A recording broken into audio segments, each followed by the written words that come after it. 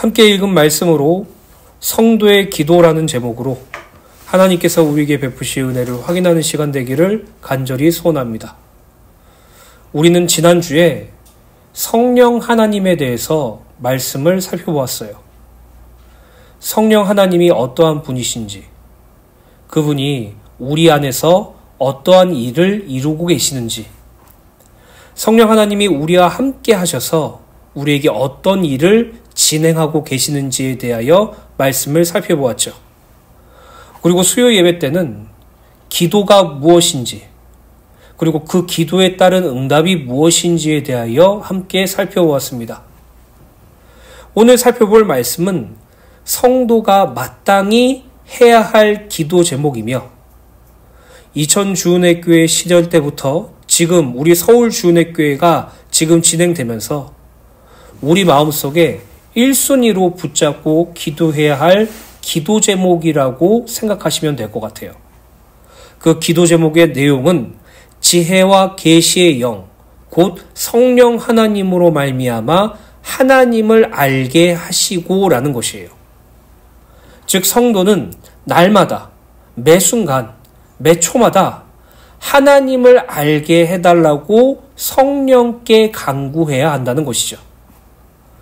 여기서 하나님을 안다는 것은 단순히 지식적인 측면이나 정보적인 측면에서의 알미 아니죠.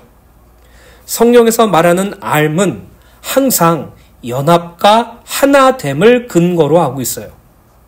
마치 저와 사랑 사모가 결혼을 해서 한 가족이 되었던 것처럼, 한 몸이 되었던 것처럼 서로가 서로를 알고 교통하고 소통하는 것, 그것을 아는 것이라고 말하고 있고, 구원받은 성도는 하나님을 그렇게 알아야 하며, 이 알에 대한 은혜와 축복은 오직 성령으로만 가능하다는 사실을 말씀하고 있습니다.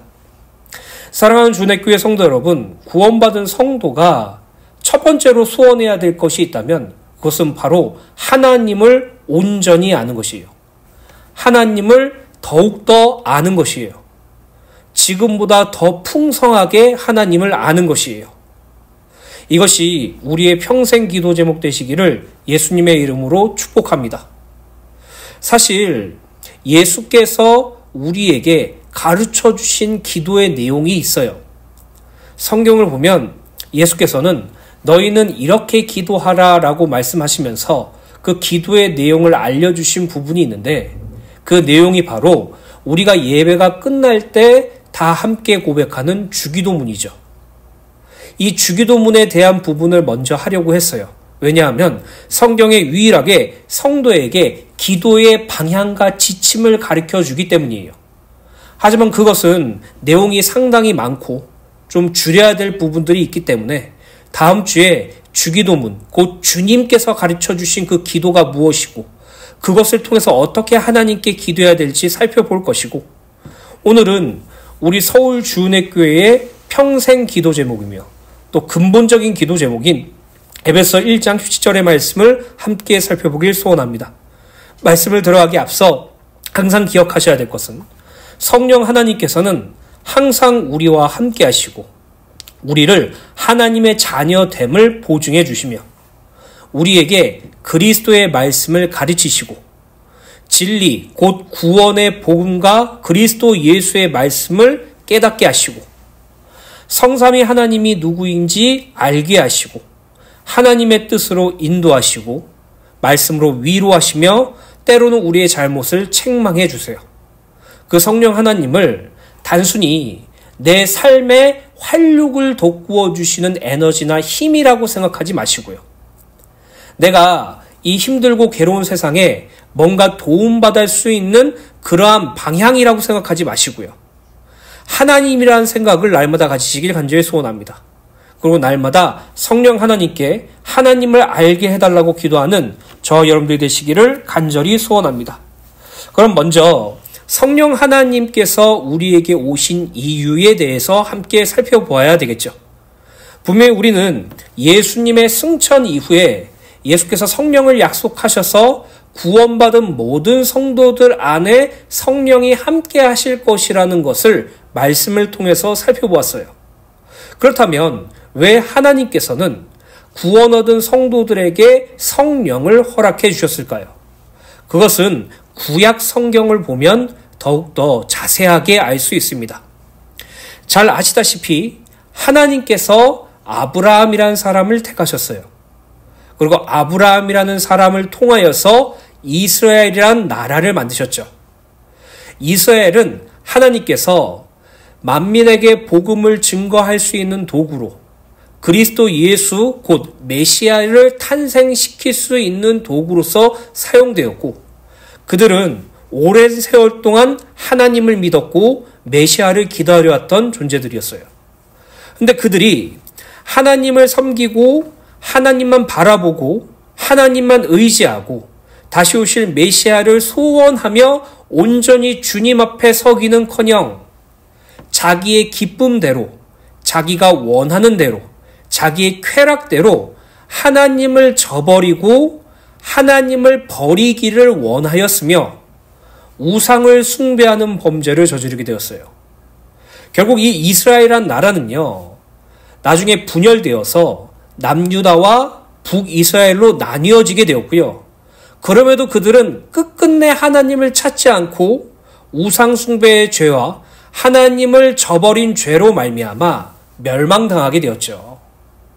이 상황에서 하나님께서는 구약의 한 선지자인 호세아를 통해서 이스라엘 백성들의 범죄를 지적하세요. 그들의 우상 숭배를 책망하고 계신다는 것이죠. 호세아서 4장 4절 말씀을 현대인의 성경으로 보면 이렇게 기록되어 있습니다. 내 백성이 지식이 없이 망하는구나.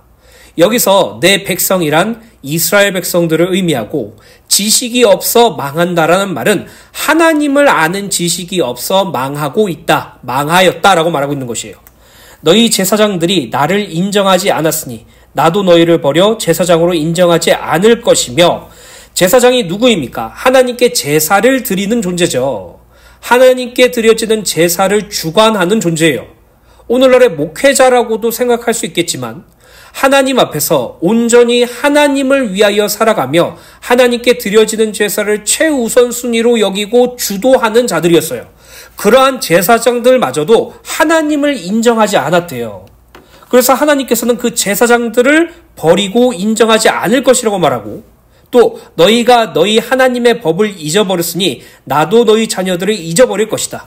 이스라엘 백성들이 하나님의 율법, 하나님의 말씀을 잊어버렸다로 말미암아 하나님께서도 나도 너희와 너희 자녀들을 잊어버릴 것이라고 말씀하고 있어요. 즉 구약시대 때 이스라엘 백성들은 하나님을 아는 지식이 소실되었다는 사실을 말하고 있죠. 왜요? 우상숭배 때문에요. 왜 그들이 우상숭배했을까요? 우상숭배는요, 자기를 위하여 살아가는 자들에게 매우 매력 있는 것이거든요. 내가 잘 먹고 잘 살길 원해. 내가 성공하길 원해. 내가 세상에서 잘 되길 원해. 하나님을 섬기는 것보다 우상숭배하는 게 더 빠르다고 여겨요. 당시 이스라엘 백성들 사회에서 가장 득세했던 우상이 바로 바알과 아세라였어요. 바알은 풍요함을 주는 우상, 많은 자녀를 가질 수 있는 다산의 우상, 또 전쟁의 승리를 이끄는 우상으로 이렇게 되어 있었어요.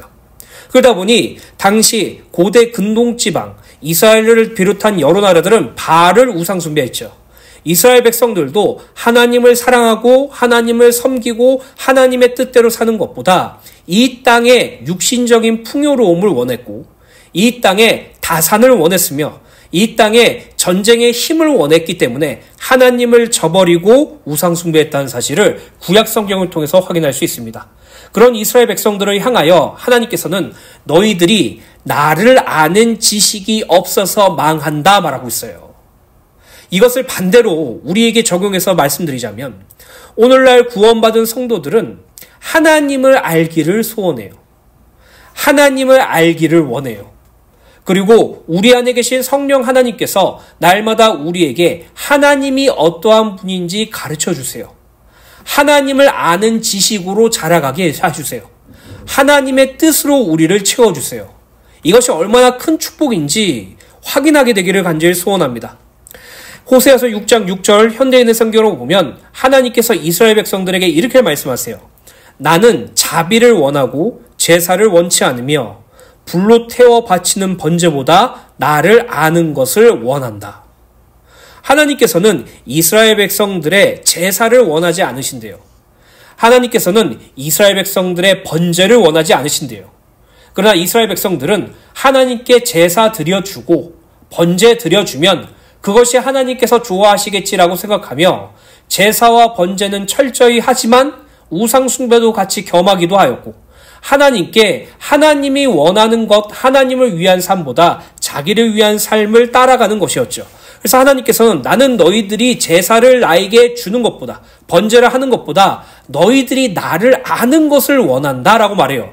그런데 7절에 그러나 너희는 아담처럼 첫사람의 범죄한 아담처럼 내 계약을 어기고 나를 배반하였다라고 기록되어 있죠. 여러분 기회가 되신다면 구약의 역사서 창세기부터 여러 가지 부분들을 읽어보시고 특히 열왕기상 열왕기 하의 말씀을 한번 읽어보세요. 열왕기상 열왕기 하의 말씀은 이스라엘의 왕정 시대 때를 기록한 역사서거든요. 하나님의 택함을 받고 하나님의 백성이라고 칭함을 일컬으며 하나님의 뜻과 하나님의 목적대로 살아야 할 이스라엘 백성들이 얼마나 극단적으로 타락하게 되었는지 얼마나 극단적인 범죄를 하게 되었는지 열왕기상과 열왕기하에 분명히 기록되어 있어요.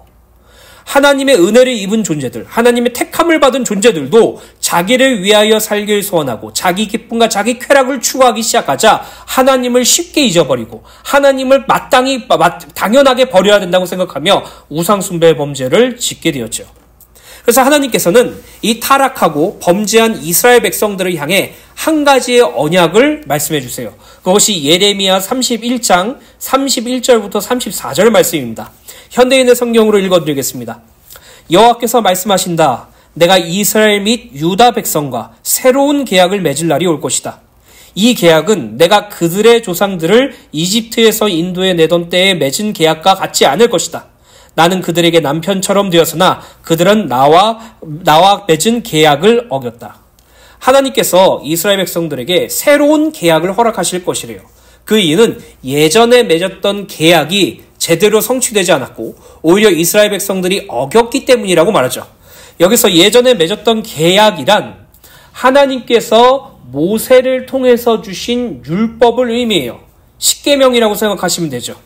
그래서 이스라엘 백성들은 구약시대 때 오실 메시아를 기다리면서 율법을 지키면서 하나님을 섬겼고 만약에 자신이 율법을 지키지 못하거나 율법을 어기게 되면 하나님께 제사나 번제를 드림으로써 그 율법을 어긴 죄를 용서받는 것으로 하나님을 섬겼어요.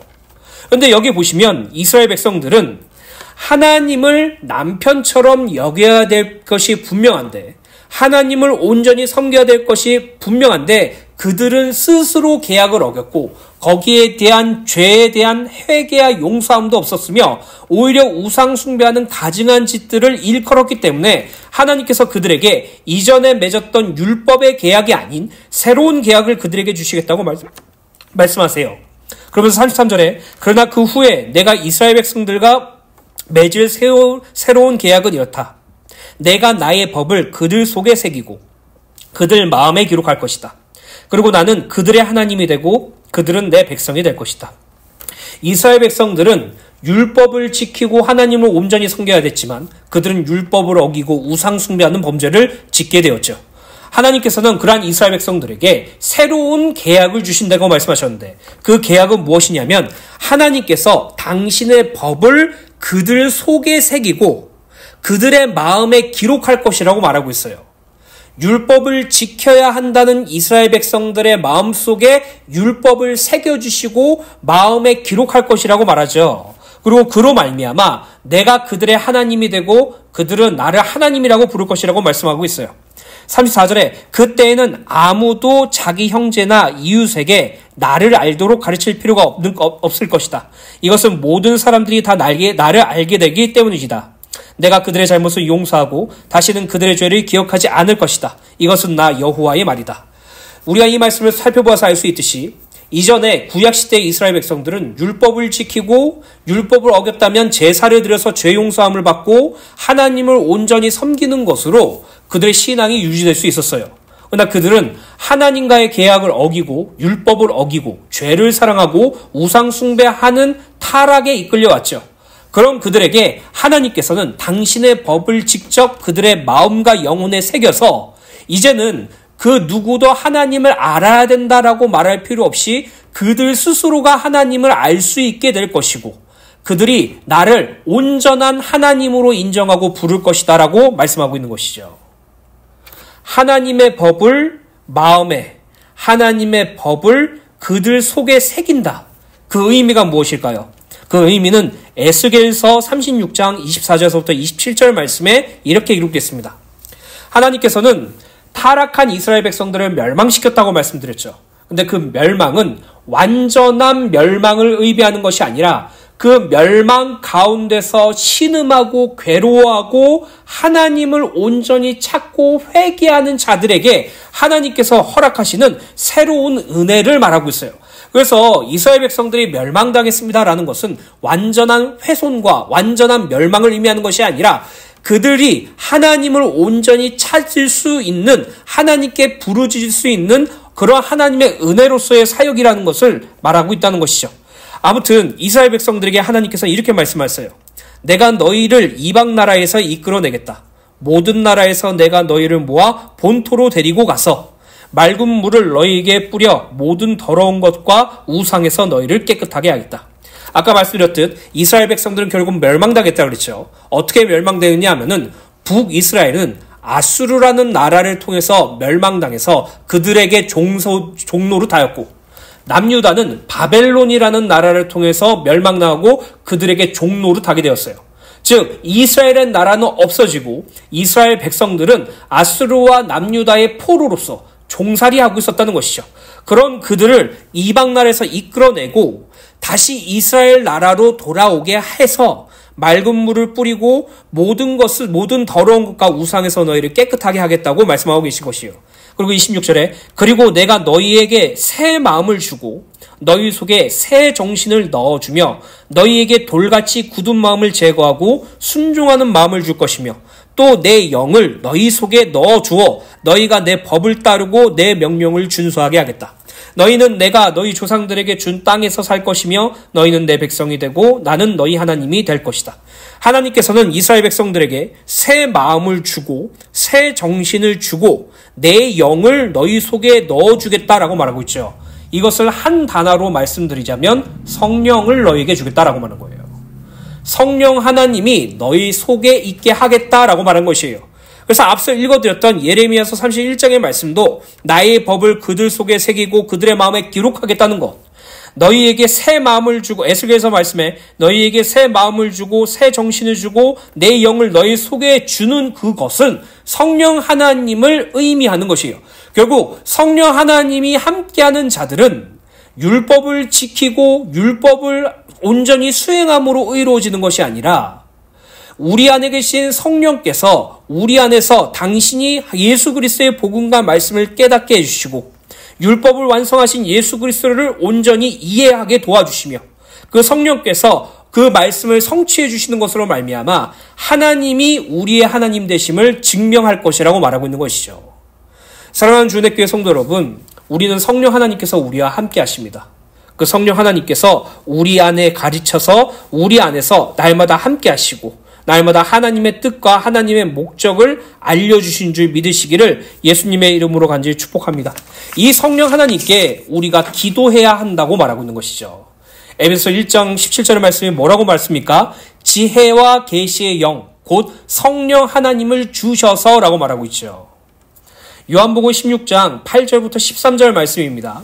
성령에 대해서 기록된 말씀이죠. 현대인의 성경으로 읽어드리겠습니다.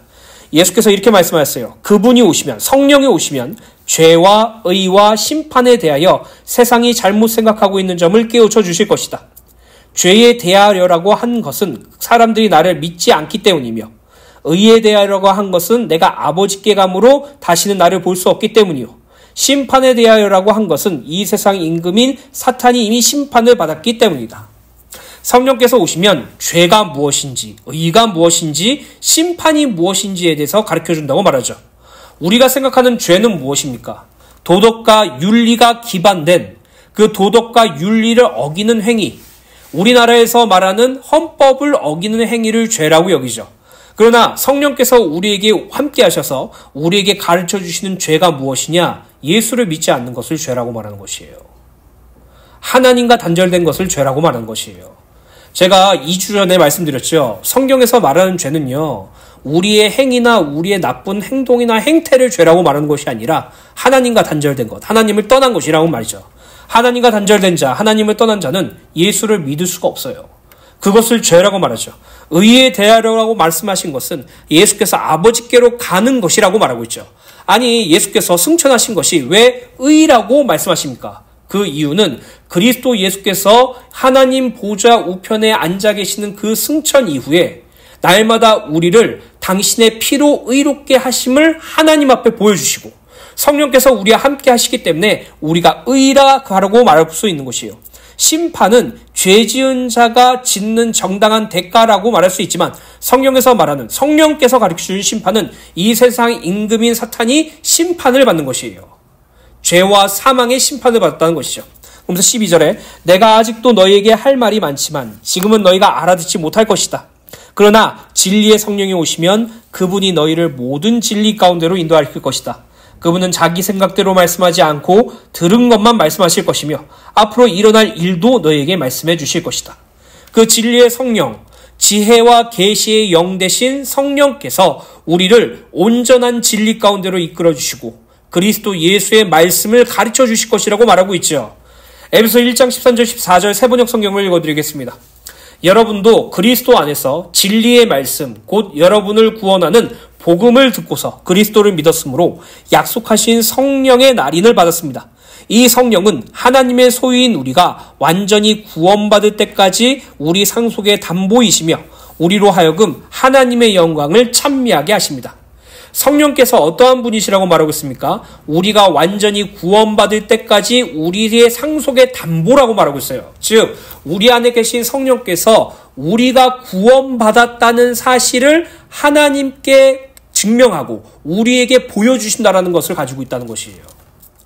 흔히 성도들이 놓치고 있는 것이 무엇이냐 하면은 하나님 자녀됨의 확신이에요. 내가 신앙생활을 하다가 좋은 일이 생기고 잘 되고 모든 일이 순순히 잘 일어나게 잘 풀리게 되면 기분도 좋고 행복하며 내가 하나님의 자녀고 구원받았다는 확신 속에 거하게 돼요. 그런데 예기치 못한 문제가 오거나 어려움이 오거나 내가 원하지 않는 사건들이 터지게 되면 가장 먼저 구원과 하나님 자녀됨을 의심해요. 내가 하나님 자녀 맞나? 왜 나에게 이렇게 어려움이 오지? 내가 구원받은 것이 맞나? 왜 내게 이런 문제가 오지? 라고 의심하게 돼요. 근데 그런 수준의 확신과 그런 수준의 의심은 우리 인간의 한계 속에서 일어나는 일이에요. 성령께서 우리가 완전히 구원받을 때까지 구원의 담보 되신 사실을 기억하시기 간절히 소원합니다. 그리고 성령께서 우리 안에서 하나님의 영광을 찬양하도록 도우신다고 말하죠. 또 로마서 8장 15절 16절 말씀 공동번역 성경으로 보면 여러분이 받은 성령은 여러분을 다시 노예로 만들어서 공포에 몰아넣으시는 분이 아니라 여러분을 하나님의 자녀로 만들어주시는 분입니다. 그래서 우리는 그 성령에 힘입어 하나님을 아빠 아버지라 부릅니다. 바로 그 성령께서 우리가 하나님의 자녀라는 것을 증명해 주십니다. 또 우리 마음속에도 그러한 확신이 있습니다. 내가 하나님의 자녀가 되었다는 그 믿음, 내가 하나님을 아버지라고 부를 수 있는 그런 것조차도 성령의 도우심만 가능하다고 말하고 있죠. 또 고린도전서 2장 10절부터 13절 말씀, 이전에도 알려드렸죠. 하나님의 뜻을 성령 하나님께서 가르쳐 주신다고 말하고 있어요.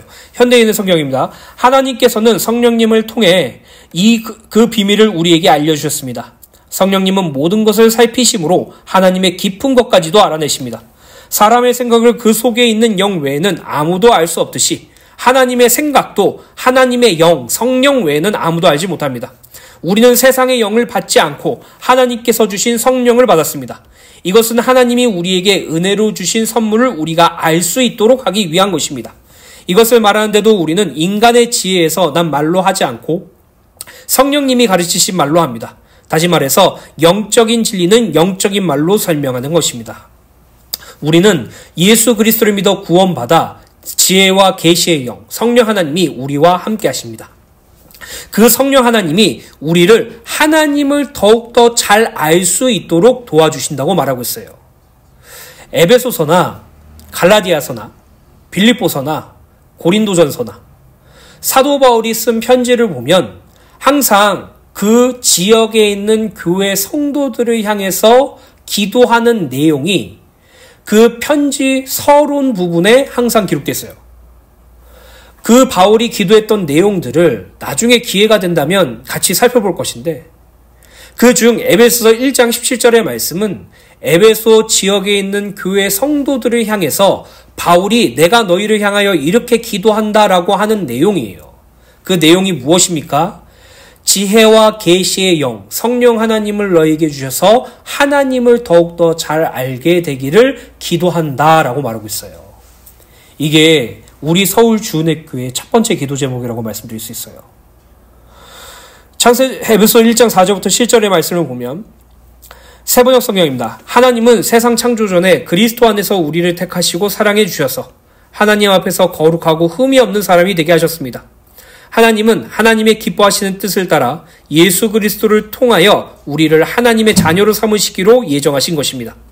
그래서 하나님이 하나님의 사랑하시는 아들 안에서 우리에게 거저 주신 하나님의 영광스러운 은혜를 찬미하게 하셨습니다. 우리는 이 아들 안에서 하나님의 풍성한 은혜를 따라 그의 피로 구속, 곧 죄 용서를 받게 되었습니다. 에베소 1장 3절부터 그 이후의 말씀은 하늘에 속한 신령한 복이라는 주제를 통해서 주신 말씀이에요. 그리고 이 하늘에 속한 신령한 복이란 바로 하나님께서 우리에게 베푸신 구원을 의미하며, 성령 하나님께서 하나님을 알게 해달라고 기도할 때 가장 우리에게 먼저 주시는 은혜가 바로 하나님의 구원을 아는 것이죠. 또 에베소 1장 8절부터 12절 말씀 읽어드리도록 하겠습니다. 세번역 성경입니다. 하나님께서는 우리에게 모든 지혜와 총명을 넘치게 해주셔서 그리스도 안에서 미리 세우신 하나님이 기뻐하시는 뜻을 따라 하나님의 신비한 뜻을 우리에게 알려주셨습니다. 지혜와 총명으로 하나님의 신비한 뜻을 가르쳐 주셨다고 기록되어 있죠. 하나님의 계획은 때가 차면 하늘에 있는 모든 것을 그리스도 안에서 그분의 머리로 하여 통일시키는 것입니다. 하나님은 그리스도 안에서 우리를 상속자로 삼으셨습니다. 이것은 모든 것을 자기의 원하시는 뜻대로 행하시는 분의 계획을 따라 미리 정해진 일입니다. 그것은 그리스도께서 맨 먼저 소망을 둔 우리로 하여금 하나님의 영광을 찬미하는 사람이 되게 하려는 것입니다. 라고 읽었어요. 하나님께서는 성령 하나님을 통해서 우리에게 지혜와 총명을 주시고 하나님의 신비한 뜻을 가르쳐 주시고 있다고 말씀하고 있죠. 또 에베소 1장 13절부터 14절의 말씀, 세번역 성경으로 보면 여러분도 그리스도 안에서 진리의 말씀, 곧 여러분의 구원하는 복음을 듣고서 그리스도를 믿었으므로 약속하신 성령의 날인을 받았습니다. 이 성령은 하나님의 소유인 우리가 완전히 구원받을 때까지 우리의 상속의 담보이시며 우리로 하여금 하나님의 영광을 찬미하게 하십니다. 라고 읽겠어요. 즉, 왜 성령께서 우리에게 오셔야만 했는지, 성령께서 우리에게 오셔서 무엇을 하고 계시는지, 그렇다면 성령을 소유한 성도는 무엇을 성령께 기도해야 할지에 대해서 기록되어 있죠. 사랑하는 주은혜교회 성도 여러분, 구원받은 성도는요, 하나님 알기를 소원하게 돼요. 구원받은 성도는요, 하나님을 알게 해달라고 기도하게 돼요. 구원받은 성도는요, 에베소 1장 17절의 말씀을 확신으로 붙잡고 우리 안에 계신 성령 하나님께 하나님을 더욱더 잘 알 수 있게 해달라고 기도하게 돼요. 이것이 우리의 첫 번째 기도 제목, 우리의 평생 기도 제목 되시기를 예수님의 이름으로 간절히 축원합니다.